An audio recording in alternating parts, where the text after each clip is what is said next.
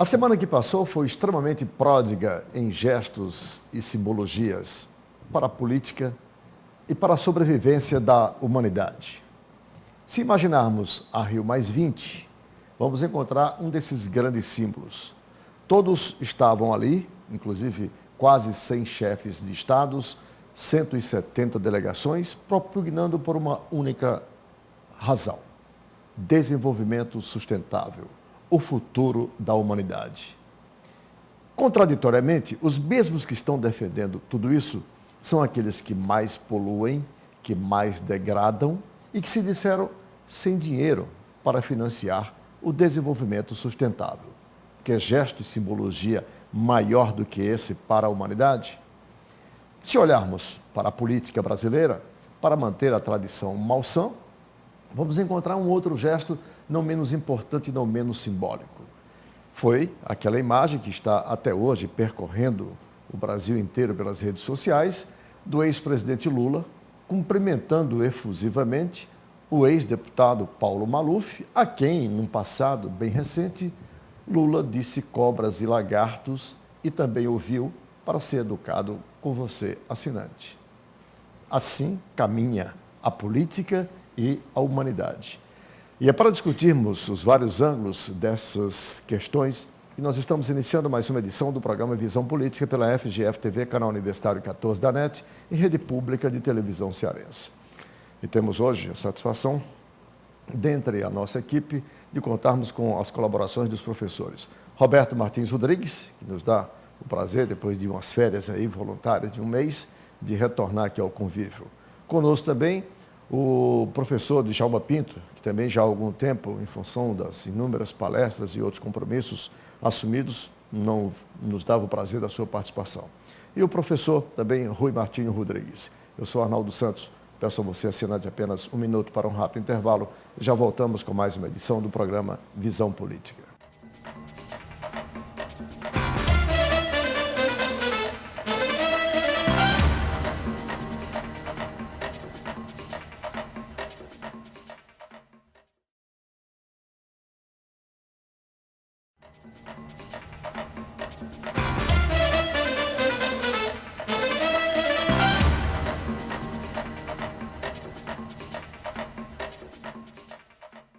Estamos de volta com o primeiro bloco do programa Visão Política pela FGF-TV, canal Universitário 14 da NET, rede pública de televisão cearense.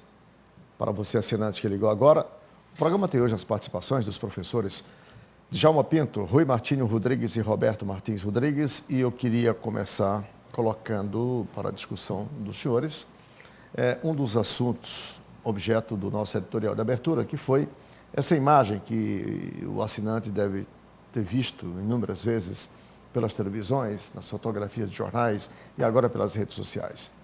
Aquele encontro social, onde o ex-presidente Lula cumprimentava efusivamente, socialmente, o ex-deputado Paulo Maluf.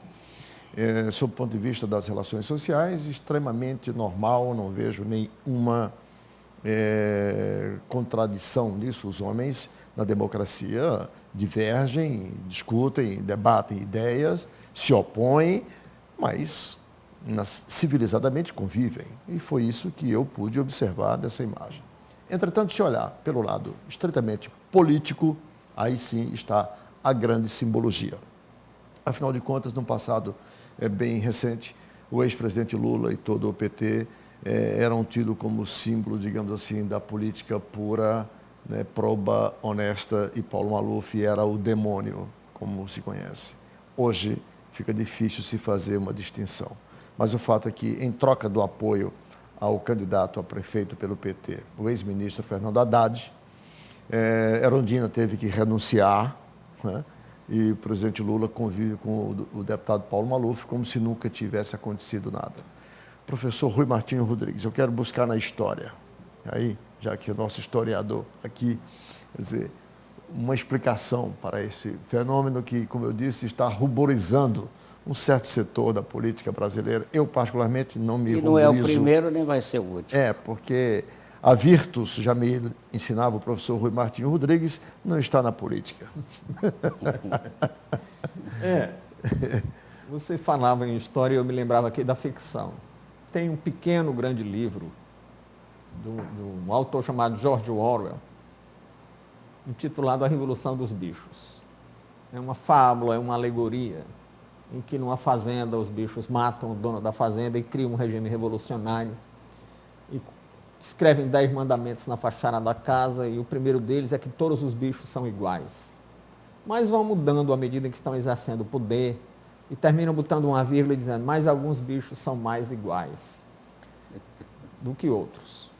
Isso expressa bem a metamorfose que o poder exerce sobre as forças políticas.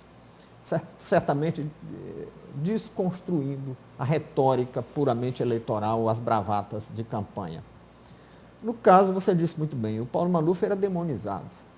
Eu lembro de uma crônica de um jornalista, acho que posso citar o nome, o Lustosa da Costa. Claro. Fazendo autocrítica. Aqui é sem censura. Fazendo autocrítica certa vez, dizendo isso mesmo, que demonizava o Maluf, que passou pelo Maluf no corredor da Câmara e para cumprimentá-lo teve dificuldade, sentiu asco, sentiu nojo e tal, né?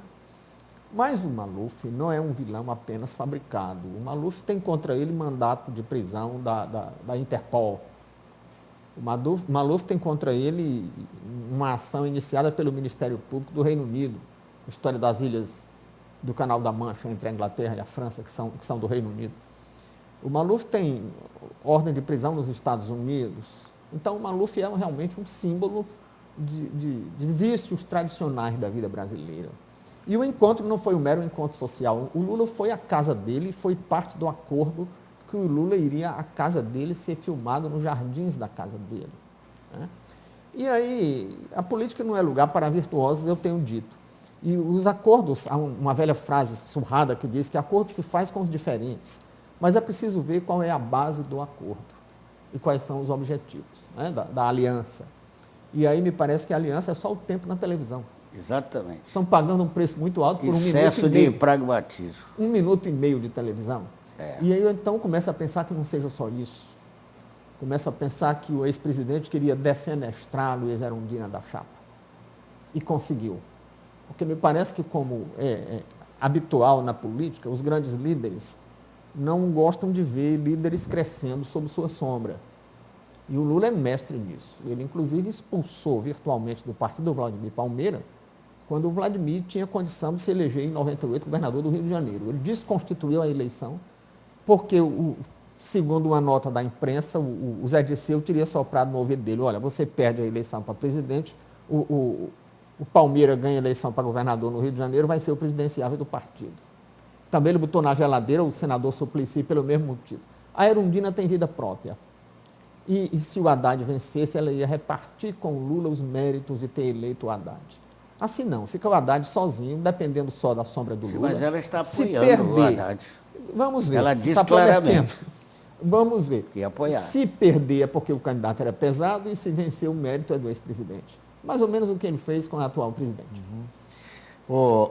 Djalma Pinto, para você, qual é a simbologia desse encontro? É tão pecaminoso assim, né, para a realidade política, para a cultura política brasileira, o ex-presidente Lula, que patrocina a candidatura do ex-ministro Haddad em São Paulo, aceitar o apoio do ex-deputado Paulo Maluf e com ele confraternizar? Olha, Já, só um minuto, só me responda. É o PP, o partido do Maluf? É PP, né? É. PP. Olha, o Maluf, como lembrou aqui o professor Rui, ele é procurado pela polícia, pela Interpol. O Maluf, nos países mais civilizados, ele estaria preso, ele tem ordem de prisão.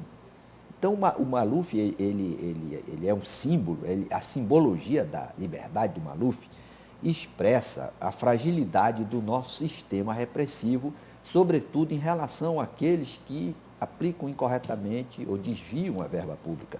É um símbolo da impunidade do Brasil do século XXI, do começo do século XXI. Então, aí você diz, quem foi que perdeu? O Maluf melhorou ou o Lula piorou? Porque você acha que o Maluf se regenerou, aqueles processos que existem contra ele, que essas condenações foram revogadas, ele foi absolvido, aquele dinheiro que foi apreendido no exterior, ele provou a licitude da origem do dinheiro? Me parece que o presidente Lula cometeu um equívoco muito grande. Está certo que o Maquiavel diz que política vale tudo, que não conhece príncipe que cumpre a palavra empenhada, que é uma tradição da história brasileira, dessas reconciliações entre adversários que se criticavam com muita veemência, mas é preciso que as pessoas lembrem que estão fazendo história no seu dia a dia e que os homens públicos, o próprio Aristóteles já dizia, o Platão, o legislador é um educador. Os homens públicos são educadores. Então, os maus exemplos no exercício da função, no exercício da política, repercutem na base da sociedade. O que é que se percebe, então? Que vale tudo pelo poder? É preciso que as pessoas compreendam que o que vale da vida é a dignidade. O homem mais expressivo, o homem mais reverenciado na história do Ceará, não exerceu o poder, nem era milionário, nem tinha dinheiro. Era o Chico da Matilde, o dragão do mar. Todo mundo, até Terra da Luz, que o Ceará recebeu do grande escritor francês, em homenagem a ele, a sua ousadia para preservar a dignidade dos negros. Podia ganhar dinheiro transportando aqueles escravos para os navios que estavam lá de Fortaleza. Então, o que eu quero dizer, Arnaldo, que é preciso que haja um choque aí para que vamos refletir melhor. Não precisa matar, não precisa comprometer o seu passado, a sua história pelo poder. O poder é efêmero e o que vale mesmo é o bom exemplo, como Nelson Mandela, que está dignificado na África do Sul, reverenciado pelo mundo todo, não precisou fazer essas concessões. Professor Roberto Martins Rodrigues, qual é a sua percepção, qual é a sua interpretação para esse gesto que está escandalizando, digamos assim, a direita, a esquerda, o centro, mais a esquerda, mais a direita da política brasileira? Ao longo dos meus 82 anos, dos quais a partir de 7 anos de idade eu comecei a ver as coisas da política, dentro de casa, porque meu pai foi político também, mas eu não me surpreendo com nada disso, porque o nosso sistema, e o Djalma Pinto é mestre, um dos mestres do direito chamado eleitoral, né, que dizem que existe, o nosso sistema é que leva a isso. Esse negócio de tempo de televisão baseado numa aritmética partidária gera isso.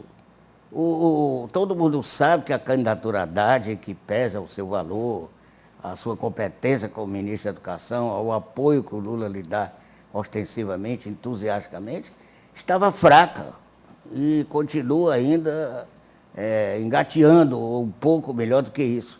Então o Lula achou que devia dar um ânimo e tudo é viável desde que aumentasse o tempo da televisão, portanto abrisse a oportunidade para uma propaganda mais forte e tal. Eu vejo por esse lado, não me surpreende, já vi coisa muito mais escandalosa, digamos assim, para usar uma, que eu nem concordo, não acho escandaloso que dois inimigos se veem.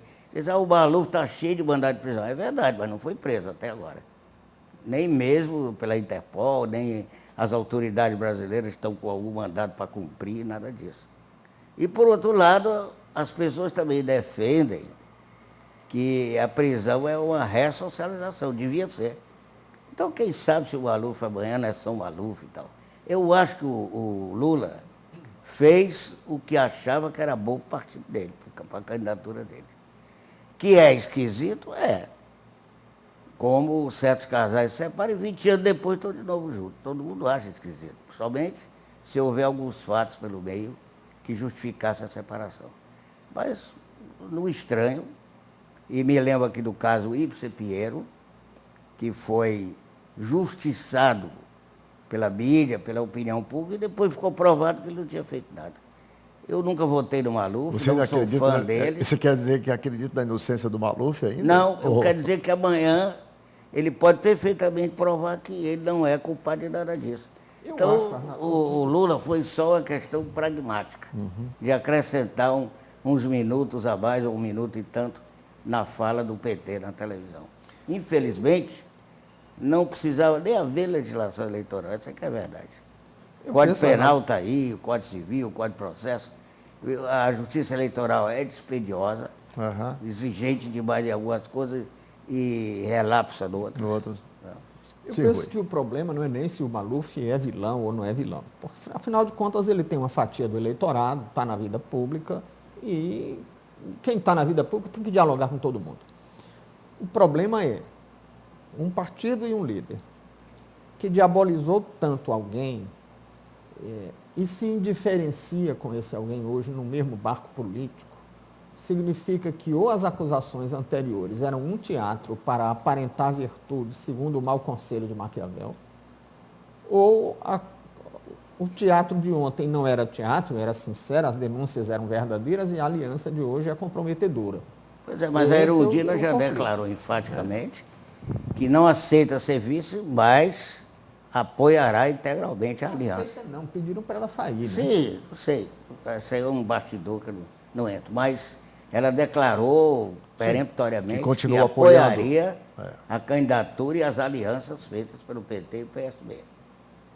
Aqui no Ceará a gente sabe como as coisas se passam. E sempre se passaram. Eu acho que a união pelo Ceará é uma prova.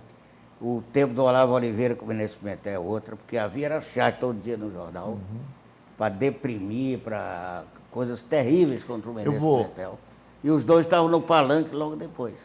Eu vou sequenciar essa discussão no próximo bloco, porque eu quero trazer aqui um assunto que está diretamente ligado, digamos, ao que o Maluf representa para a política brasileira, na perspectiva da má conduta ou da má condução da coisa pública, que é o número de quase 5 mil pessoas, quase 5 mil lideranças políticas brasileiras, e não só política, mas tem também gente do judiciário, tem gente dos tribunais de contas, todos, incluídos no chamado, na lei da ficha limpa.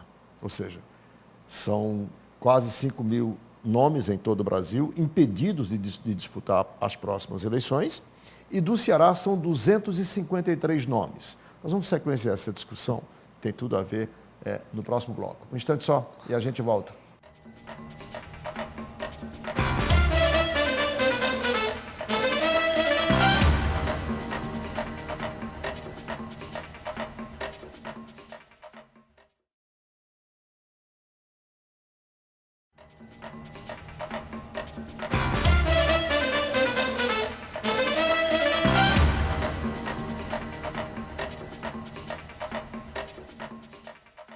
De volta com o segundo bloco do programa Visão Política pela FGF TV, canal Universitário 14 da NET e Rede Pública de Televisão Cearense. Hoje com as participações dos nossos professores Roberto Martins Rodrigues, Djalma Pinto e Rui Martinho Rodrigues. Discutimos no primeiro bloco essa união aí do PT em São Paulo com o ex-deputado Paulo Maluf, que tem suscitado muitas discussões e interpretações. Eu só queria aduzir aqui um pequeno raciocínio, que é quão ousado, quão corajoso, para além do pragmatismo da política, é o ex-presidente Lula. O ex-presidente Lula fez da hoje presidenta Dilma Rousseff, que nunca havia disputado um mandato nem para inspetor de quarteirão, presidente da República, né? E todos se chocaram quando isso aconteceu. Se você analisar hoje o que ele está fazendo com esse apoio do Paulo Maluf para eleger o Haddad, que é outro também que ainda patina em 5 pontos percentuais lá na pesquisa, é outra grande ousadia. Se der certo, ele, quer dizer... O mérito é dele. O mérito é todo dele. Perder, a culpa é do Haddad. Agora, se perder, a culpa é do Haddad, e, entretanto, tem essa discussão aí com essa aliança do Paulo Maluf. Mas eu quero colocar para vocês o que anunciei no bloco anterior. São quase 5 mil nomes, segundo a lista enviada para o Supremo, que vai ser devolvida para os tribunais regionais eleitorais, de pessoas impedidas de disputar as próximas eleições. E tem gente não só da política, não só ex-deputados, ex-vereadores, senadores, prefeitos, governadores, mas também gente integrante de tribunais de trabalho, tribunais de contas, enfim, judiciário, todo canto. E do Ceará são 253 nomes nessa condição de impedimento. Eu queria colocar isso então para a análise de vocês. Djalma Pinto, para você. Esse é um processo de depuração que a nossa política está passando com a lei do ficha limpa, ou isso não passa apenas de factoide para a mídia. Não, Arnaldo, essa lei, chamada Lei do Ficha Limpa, que é a denominação popular, que é a Lei do Ficha Limpa, nada mais é do que a efetividade do princípio constitucional da exigência de vida pregressa compatível com a magnitude da representação popular. Esse princípio está consagrado na Constituição desde 1994 e vinha se mantendo sem efetividade. O povo, a população, através de um projeto de lei de iniciativa popular, que resultou na Lei Complementar 135, deu efetividade a esse princípio. Então, a desaprovação de contas motivada por ato que configure improbidade, ato de improbidade doloso, essa tipificação enseja essa inelegibilidade. Então, em princípio, para ficar bem claro, não é toda desaprovação de conta que vai gerar inelegibilidade. Somente a desaprovação de conta, em decisão definitiva do órgão competente, Tribunal de Contas da União, do Estado, do município ou Câmara Municipal, quando se trata de prefeito, quando tiver tipificado ato doloso de improbidade. Então, aí, essa desaprovação gera inelegibilidade. Aí você diz, por que 5 mil pessoas com contas desaprovadas? Quase 5 quase mil. 5 mil na República. Isso reflete o quê, Arnaldo? Uma falta, um atestado inequívoco de que a educação no Brasil ela é falha, ela precisa ser retificada. Educação é transmissão, o Emily Durkheim diz isso com muita clareza, é transmissão de saber de uma geração para outra, transmissão de saber, não apenas o saber técnico, mas os valores, saber de valores. Então, o que é que precisa ser enfatizado na educação, inclusive para a cidadania, que a Constituição prevê lá no artigo 205? Precisamos dar uma motivação ou estimular o respeito ao dinheiro público.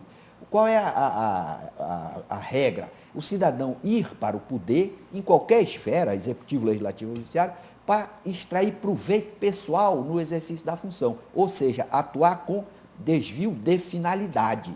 Isso gera o quê? Distorções e, muitas vezes, atuação com má-fé, desviando dinheiro público em proveito próprio ou de terceiro, que não tem nada a ver com o interesse coletivo, uma falta de maturidade, uma falta de estímulo para a assimilação desses valores. O que é que nós percebemos, então? O cidadão estuda nas melhores universidades, cursa todos os cursos mais qualificados na República, mas não pode ver dinheiro público. É um predador da coisa pública, ele se apropria. Aí entra o professor, o grande sociólogo André Aguetti. Ele tem instrução, mas ele não tem educação. Porque quem não sabe respeitar o dinheiro público não pode ser uma pessoa educada.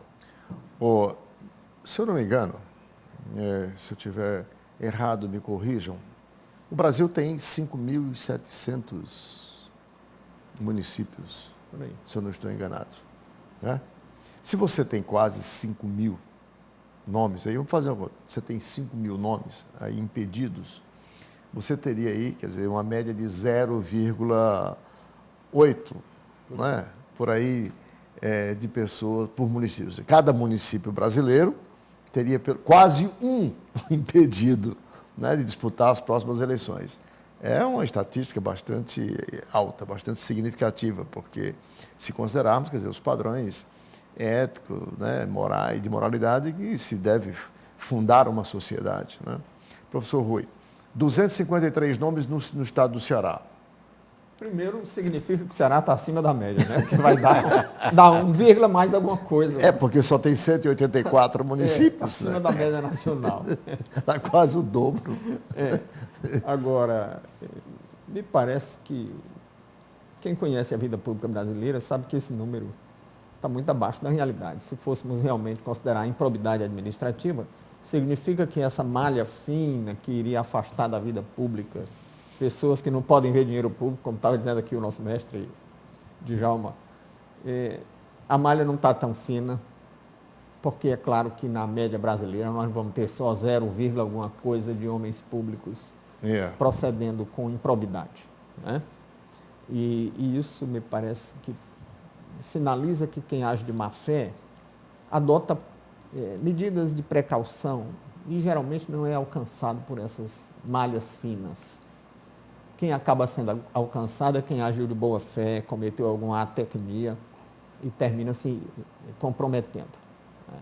Por isso é que eu sempre resisti à ideia dessa lei que eu diria que não é um nome popular.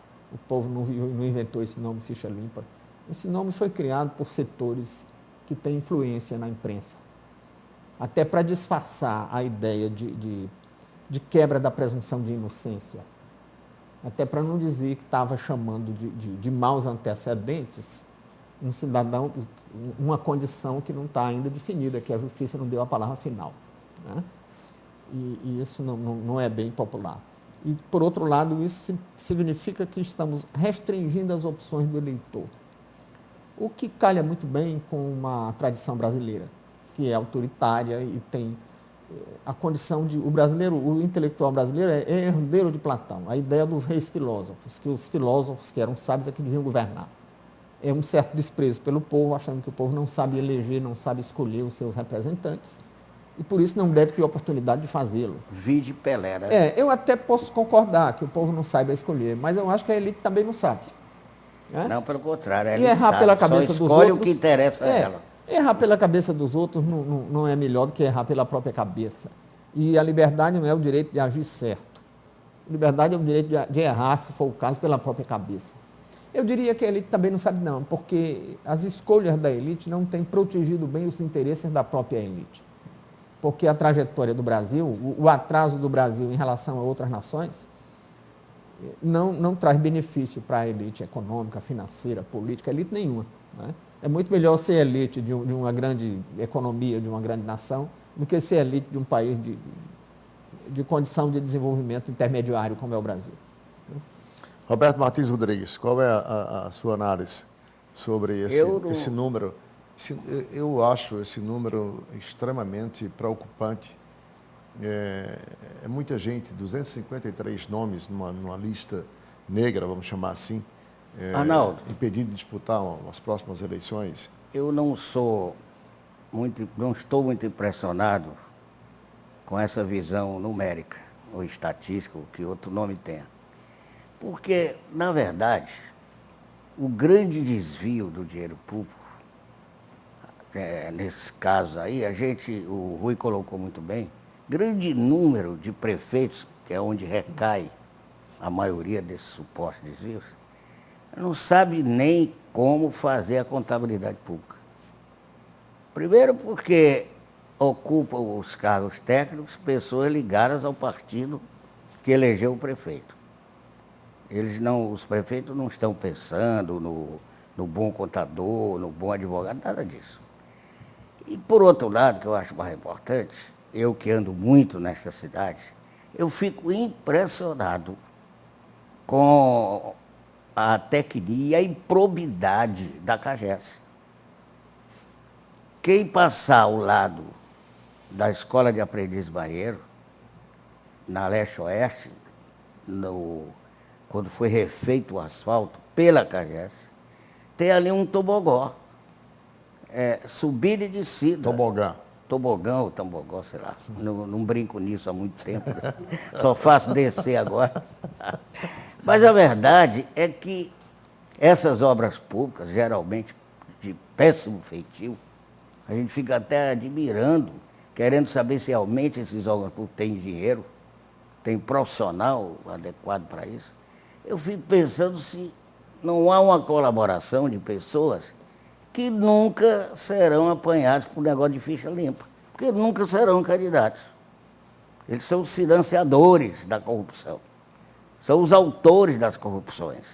Então nunca pega. Esse negócio de ficha limpa, com a devida vênia aqui, todo o respeito que o Djalma me merece, a admiração que eu tenho por ele, mas eu participo e comungo dos conselhos emitidos pelo Rui. Eu não sei até que ponto essa ficha limpa está contribuindo para melhorar nada, porque eu acho que o eleitor é que deve dar a palavra final. E da propaganda eleitoral, os partidos apontem os candidatos que não devem receber o sufrágio. Mas o eleitor dá a palavra final, é ele quem elege. Agora, mas se a pessoa não pode se candidatar, ele não pode votar naquela pessoa. Se você, né? A priori, se a justiça, a priori... Mas não é a justiça. Já não deixa que mas não é a justiça. Estes malfeitores da coisa pública se apresentem para o eleitorado, mas, Arnaldo, mas não é o órgão da justiça que resolve. São órgãos como o Tribunal de Contas, Eu vejo aí dois aspectos. que não exerce, É a a rigor, eficácia. nenhuma função jurisdicional. Eu vejo aí dois aspectos. Um é a eficácia dessas medidas. O México, por exemplo, era um dos países mais corruptos do mundo e ninguém que exercesse qualquer mandato podia se reeleger. Só podia ter um mandato de vereador, de deputado, de presidente da República uma vez na vida. E isso não impediu a corrupção. E, por outro lado, eu acho perigoso, por exemplo, na frase que você disse aí, estamos impedindo que esses malfeitores, já estamos considerando malfeitores alguém que não tem uma sentença com trânsito em julgado.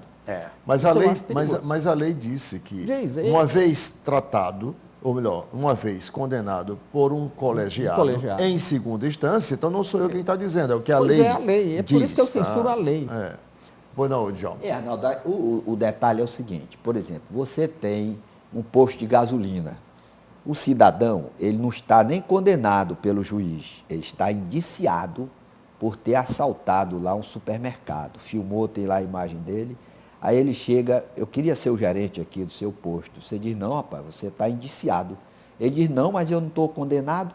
Não estou condenado nem pelo juiz do primeiro grau, nem pelo tribunal, por órgão judicial quem vai colegiado. dizer não a ele Peraí. é o dono do posto. Então, mas o dono do posto não O vai povo aceitar. é o dono do voto. Mas aí é que está o grande equívoco da nação, que precisa ser trabalhado, é que quando se trata da defesa do patrimônio particular, ninguém coloca um assaltante para ser gerente da sua empresa. Quando tem uma condenação pelo juiz, com provas, está aqui o cheque da conta do cidadão, desviando dinheiro, seja de banheiro, de merenda escolar, de estrada, de hospital, de escola, etc. Está tudo provado. Não, mas não tem condenação transitada em julgado. Por que não tem? Porque o processo vai para o Supremo Tribunal Federal, o Supremo Tribunal Federal condena, entrou com embargo de declaração depois de 12 anos, aí o cidadão volta para ser elegível no sistema passado.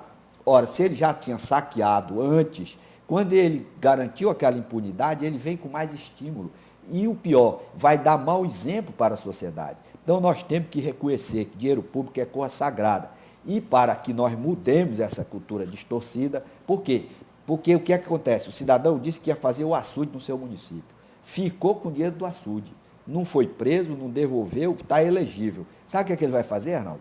Ele vai comprar os votos com aquele dinheiro, ele vai aliciar os eleitores, que isso é uma realidade na nossa política. Se ele quis fazer um açude e não fez o açude e o dinheiro não apareceu, daqui a pouco ele quer fazer um oceano. Exatamente, então, mas o pior, ele vai aliciar. O que é o direito? Olha, o direito Olha tem que ser aqui, o aplicado. Djalma tocou num ponto que é fundamental.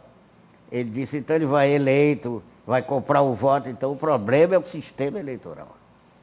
Que deve passar por uma revisão a nossa substancial. A nossa democracia, para ela ter sobrevivido, o professor Rui é historiador, sabe disso. Nós tivemos golpe em 64, nós tivemos golpe em 1930.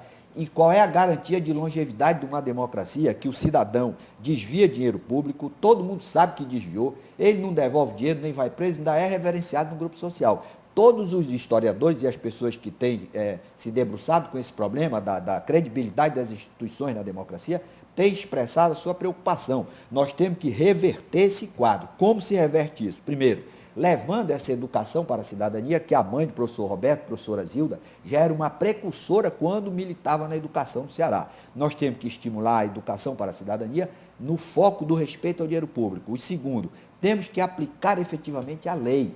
Quem desvia dinheiro público, aí ainda tem um eufemismo, não é ladrão, é ímprobo. Ladrão é só quem desvia o dinheiro, ou quem toma o relógio, toma o cordão de quem anda na beira-mar. Então vamos estabelecer uma tutela sobre o eleitor. Não só uma tutela como sobre o eleitor, uma punição. Nós vamos uma punição também. Classificar. Não, nós temos que punir esse também. É bom, aquele não é. Nós temos que punir também o eleitor, nós temos que romper essa cultura. Você vai se candidatar. Quem vai julgar o eleitor, Djalma? Se ele tem, por exemplo, o que é que está acontecendo na Tribunal realidade? de Contas? Não, a realidade, o que é que acontece? Você vai ser eleitor. Se você chega num distrito, vai pedir o voto. Aí você está de relógio, está de cordão, está de qualquer bem, o eleitor já está pedindo. Como exemplo, a mãe do cidadão, que era viúva, tinha 2 alianças, por causa do pai morreu e tal, foi pedir voto para o filho. Minha senhora, me dê um dinheiro, não tem dinheiro, mas me dê um saco de tijolo, não tem, não posso lhe dar. Pois me dê pelo menos uma aliança. Essa é a cultura que está dominante. Hoje as alianças não estão no dedo. Estão querendo extorquir o candidato, Arnaldo. Isso é que é o fato. As Nós alianças temos que romper não essa convêm, cultura. Djalma, hoje não estão nos dedos. Bom, deixa eu fazer mais um intervalo. A produção já me avisa aqui que o tempo desse bloco já se esgotou. E eu quero sequenciar a nossa discussão no próximo bloco, colocando em pauta o segundo assunto objeto do editorial de abertura, a Rio+20 e a sobrevivência da humanidade na perspectiva do desenvolvimento sustentável. Quem vai sustentar o desenvolvimento sustentável? Quem vai financiar o desenvolvimento sustentável? Um instante só e a gente volta.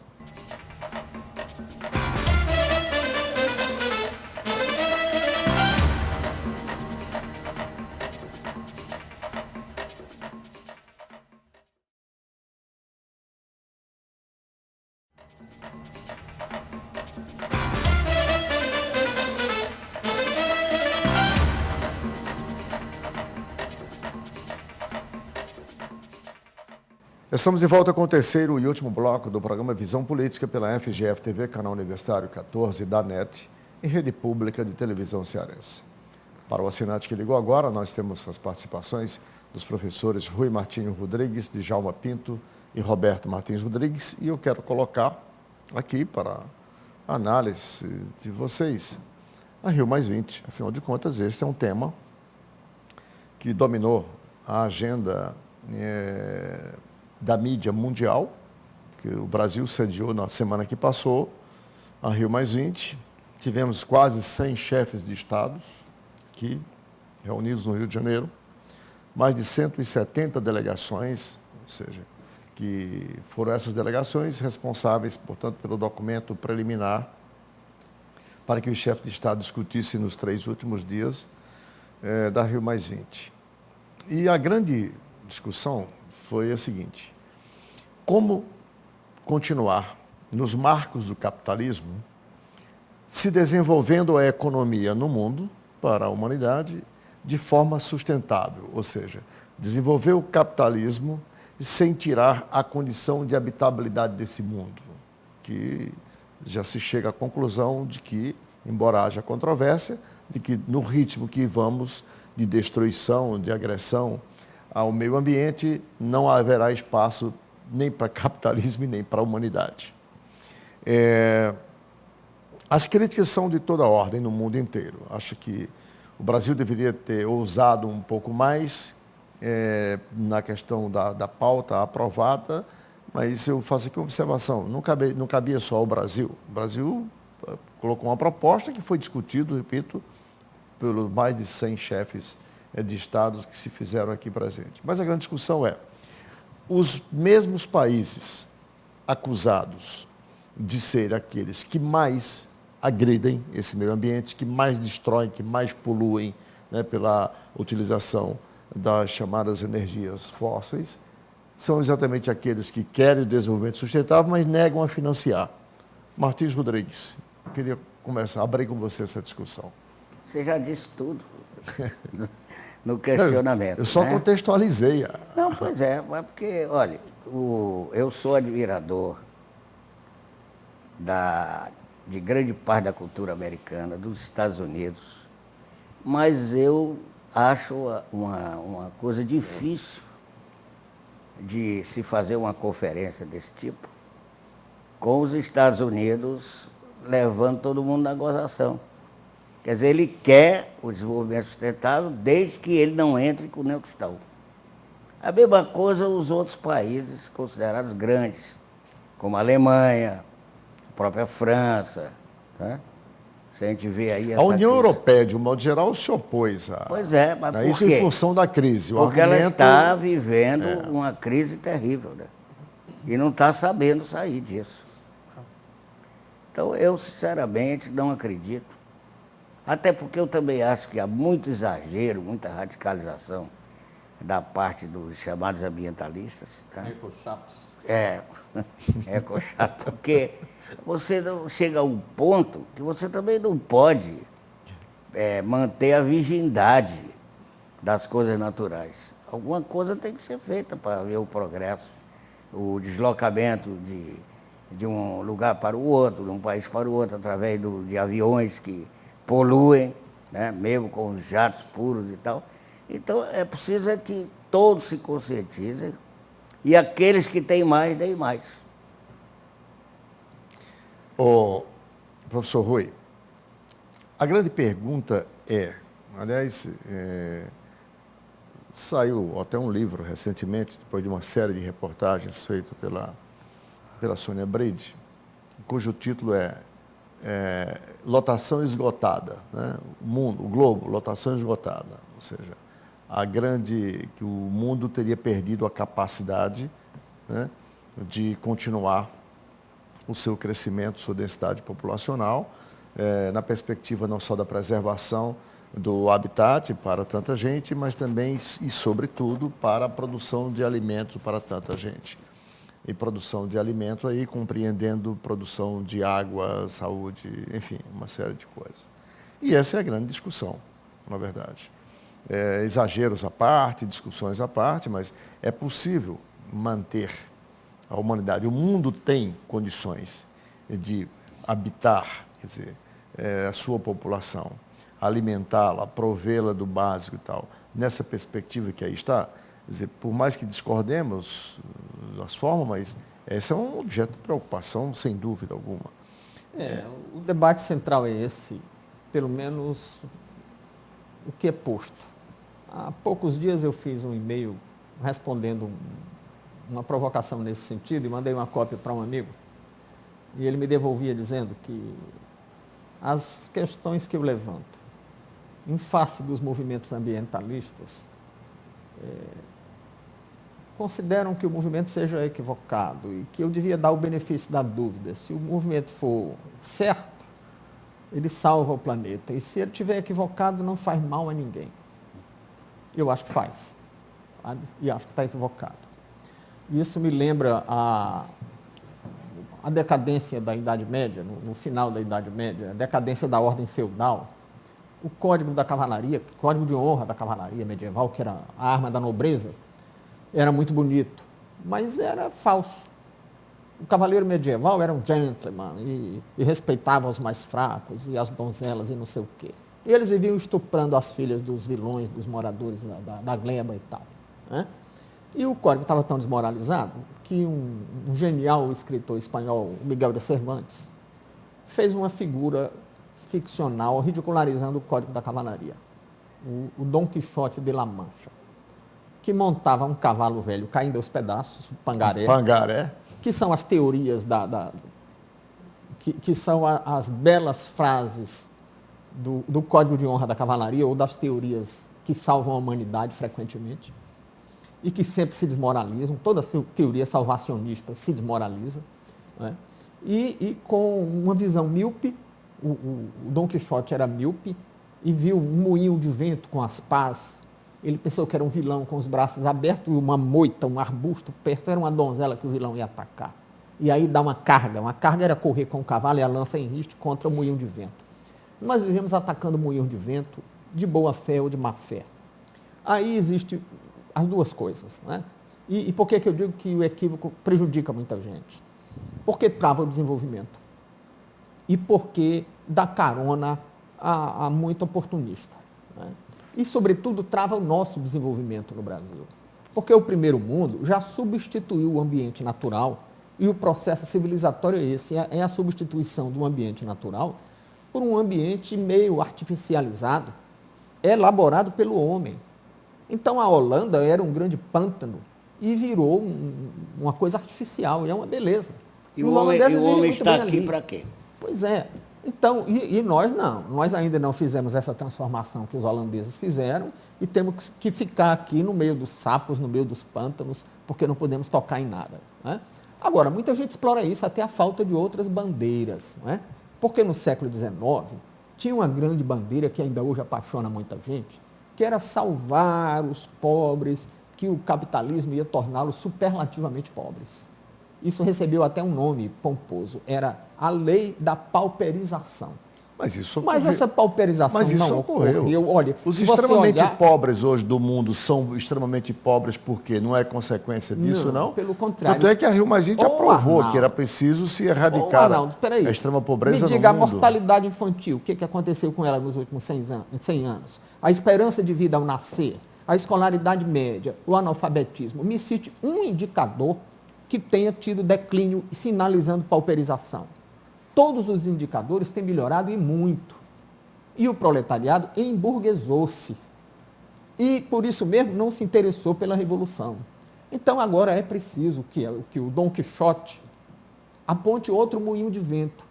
E o moinho de vento agora não, a sociedade industrial, a livre iniciativa não está pauperizando, está emburguesando. Até porque, no lugar da fome, você tem obesidade. No lugar da morte precoce das epidemias, você tem o problema do envelhecimento.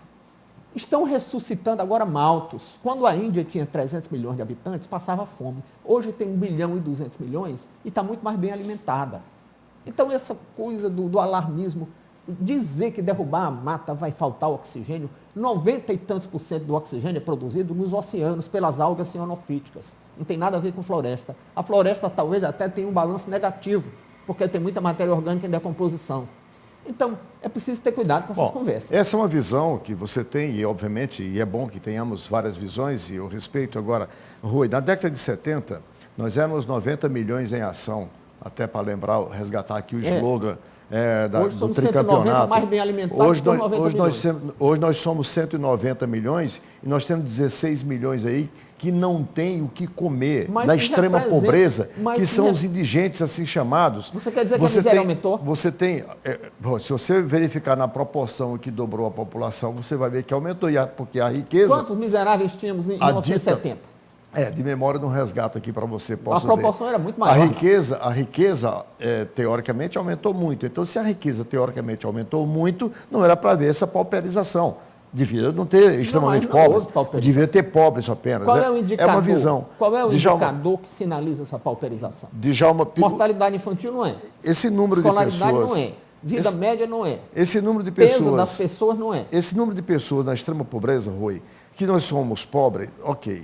Esse número de pessoas na extrema pobreza, qualquer pessoa, ao olhar para isso e saber que há essa realidade, não pode deixar de admitir que há uma pauperização. Não. Por exemplo, na medida que Não, o o que é que capitalismo... você chama de pauperização? Não é a existência Deixa eu de um colocar- estoque de pobres. É se o estoque de pobres está aumentando. E aumentou. Não está aumentando. Aumentou. Deixa eu colocar. Quando éramos, na primeira metade da década, você é historiador, sabe isso melhor do que eu, na primeira metade do século passado, como é que as famílias resolviam os seus problemas? Éramos famílias nucleares e resolviam o problema da energia com a lenha no nosso habitat, porque éramos rurais, não éramos agrário e tudo. Então éramos mais Basta dizer Éramos mais como é que somos hoje com todo o processo. Se 1 bilhão da população no mundo hoje Em não tem 1900. água para beber, para consumo, e esse número não é meu, esse número é da ONU agora, 1 bilhão de pessoas no mundo, né, dos 7 bilhões que somos, não tem água potável para beber hoje. Se você me disser que isso não é pauperização, então eu não sei o que é pauperização. Djalma Pinto, deixa eu colocar... Pauperização é um número relativo. Deixa eu colocar o Djalma Qual Pinto era na a discussão. porcentagem da população pobre há 100 anos? Eu posso lhe dizer que em 1900, 80% da população brasileira era analfabeta. Rui, Então, houve o contrário da pauperização. deixa eu ouvir o Djalma Olha, Pinto aqui na discussão. antigamente, ninguém queria nem ouvir falar nessa sigla verde, Partido Verde não tinha expressão nenhuma. Mas eles começaram a mostrar a sucessão de catástrofes que tem incomodado a humanidade, que de qualquer maneira, eu particularmente que não dava muita atenção, passei a dar atenção a esse problema. Então, aí eu fico a dúvida, se você tem dúvida, é melhor prevenir do que depois se deparar com a situação que é irreversível. Você forma na corrente do amigo do Rui que diz deu o benefício da dúvida. Eu prefiro né? o benefício da dúvida. Então veja aqui, ó, veja aqui, Está Arnaldo. prejudicando. Veja Nós aqui. estamos perdendo de potencial hidrelétrico e o Brasil não pode estar abrindo mão de riqueza. Correto, mas né? pelo menos eu E acho. essa mudança climática é preciso ver se é ocasionada pela intervenção do homem, porque antes de existir o homem, já tivemos 4 eras glaciais. Correto, mas o que eu percebo hoje, por exemplo, é que onde era quente virou frio, onde é frio virou quente, enchente Isso é da para todo dinâmica do lado. planeta. Então, me parece, Arnaldo, que o melhor seria realmente pegar pessoas que não sejam apaixonadas, que coloquem a razão, sobretudo, em primeiro lugar, vamos ouvi-las, para que nós possamos, então, encaminhar. Temos o problema, realmente, do capitalismo, que o capitalismo se caracteriza pelo excesso de egoísmo. O cara que tem muito, ele não quer saber de quem tem pouco, não existe a solidariedade. Nós precisamos arrumar um novo modelo que estimule realmente a busca da prosperidade, o cidadão ter muito dinheiro, mas também sem perder essa ideia da solidariedade. Se nós, o Kant queria disseminar a paz perpétua, me parece que nós temos que disseminar a ideia da solidariedade em cada pessoa para que ela contribua para melhorar o ambiente no mundo. Porque se realmente, por exemplo, o americano não quer se preocupar com ninguém, o alemão não quer se preocupar com ninguém, no fim vai ficar todo mundo perdido. E nós sabemos que o mundo está todo interligado. É preciso, então, que nós estimulemos o surgimento de uma bandeira da solidariedade como instrumento de preservação da própria vida individual de cada um. Senão, eu acho que vai ser o caos para todos. Rui, a existência hoje, quando a gente estuda a riqueza e a pobreza das nações, e aí é um estudo global, que você conhece muito bem, nós vamos verificar a diferença. Da desigualdade. Isso. O que não significa aumento da pobreza. O que aumenta a desigualdade? Não significa aumento da pobreza. Rui, desigualdade deixa é o me quê? explicar. Se eu ganho R$100 e você ganha 200, e eu passo a ganhar 150 e você passa a ganhar 800, aumentou a desigualdade. Ok. Agora eu ganhava 100 e estou ganhando 150. Aumentou a minha pobreza? Não. De jeito nenhum. Mas isso é uniforme para todo mundo? Acontecido. Não, isso é uniforme? Não, me diga. isso é a média, isso Não. é a tendência. Rui, tem pessoas hoje Arnaldo. que o governo precisa transferir R$70 por pessoa para ela sobreviver. Quer dizer, está muito longe dos 100, 70 por mês. Está muito longe dos 100 que você se refere. Não, Arnaldo, Você tomou 100 aqui como foi parâmetro. simbólico, eu não estou citando Sim, o número. eu sei, estou não. exemplificando. Olha, você precisa ver o seguinte, se você tomar qualquer indicador, mas qualquer indicador objetivo e absoluto, como são os indicadores vitais, se você olhar doenças infecciosas, se você olhar saneamento, se você olhar qualquer indicador objetivo, significa que você vai ver que a população pobre está melhorando de vida. O pobre não sabia nem o que era sentar numa mesa de um restaurante. Hoje em dia, todo pobre viaja e faz essas coisas. No mundo todo. Eu não diria todos. Olha a difusão dos bens. Eu não diria todos, eu diria uma parte, porque se nós olharmos, se o pobre não tiver direito de sentar à mesa para comer, então não tinha nem mesa. Não tinha nem mesa. Tinha que dizimar a humanidade toda, então. Porque, enquanto isso, muitos não sentam à mesa ainda. A existência de programas de transferência de renda hoje, e isso não é privilégio do Brasil, mas vamos nos ater à nossa realidade, para mim, é o maior indicador de pauperização. Não conseguimos superar sequer a indigência. Não, foi a nossa sensibilidade que deixou de tolerar a pobreza. Bom, aí é diferente. É outro ângulo também. Com essas colocações. Se não houvesse essas divergências, não havia o programa. Com essas colocações, nós finalizamos mais uma edição do programa Visão Política pela FGF-TV, canal Universitário 14 da NET e Rede Pública de Televisão Cearense. Na esperança que encontremos a saída para continuarmos aqui habitando. Diferentemente do Rui, a mim preocupa. Talvez não a mim, porque eu não viverei para ter este problema. Mas talvez meus netos, quem sabe meus bisnetos, me preocupam por isso. Muito melhor. Me preocupa por isso. Muito obrigado ao professor Roberto Martins Rodrigues, ao professor Djalma Pinto, ao professor Rui Martinho, em especial a você, assinante, com um convite para um próximo Visão Política. Muito obrigado e até lá.